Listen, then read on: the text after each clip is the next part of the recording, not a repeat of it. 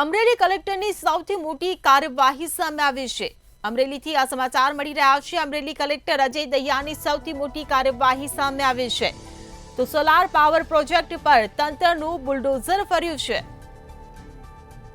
ત્યારે ધારીના મોણવેલ ગામ નજીક આવેલા solar power project Gir sanctuary વિસ્તારની તદ્દન નજીક ધમધમતા સોલાર પ્રોજેક્ટ।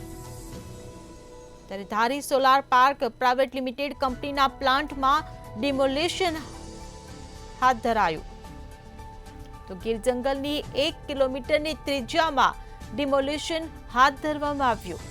ત્યારે વહીવટી તંત્ર અને વન વિભાગની સંયુક્ત કામગીરી હાથ ધરવામાં આવી છે।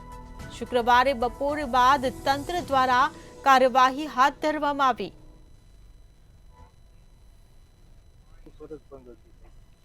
ધારી સોલાર પાર્ક પ્રાઇવેટ લિમિટેડને અગાઉ વર્ષ 2022ની સાલમાં બિનખેતી પરવાનગી આપવામાં આવેલી હતી।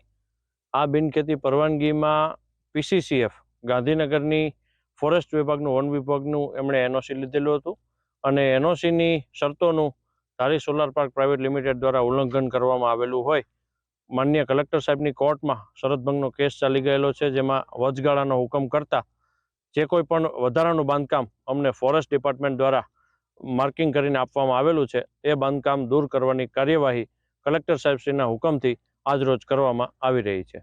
જંગલ વિસ્તારથી કેટલા કિલોમીટરની ત્રિજ્યામાં ડિમોલેશન કરવા? ફોરેસ્ટ ડિપાર્ટમેન્ટના એનઓસીની શરતો મુજબ સેન્ચ્યુરી એરિયાથી 1 કિલોમીટર વિસ્તારમાં જે કોઈ પણ બાંધકામ આવેલું છે અને જે અમને ફોરેસ્ટ ડિપાર્ટમેન્ટ દ્વારા આઈડેન્ટિફાઈ કરીને આપવામાં આવેલું છે તેને અત્યારે ડિમોલિશન કરવાની કામગીરી ચાલી રહી છે। સર, આ કેટલા એરિયામાં છે? બાંધકામ કેટલા એરિયામાં દૂર કરવા? બાંધકામનું ચોક્કસ ક્ષેત્રફળ તો ફોરેસ્ટ ડિપાર્ટમેન્ટ એમને માર્કિંગ કરીને દીધું છે, ચોક્કસ ક્ષેત્રફળ મને ખ્યાલ નથી। સર, કેટલા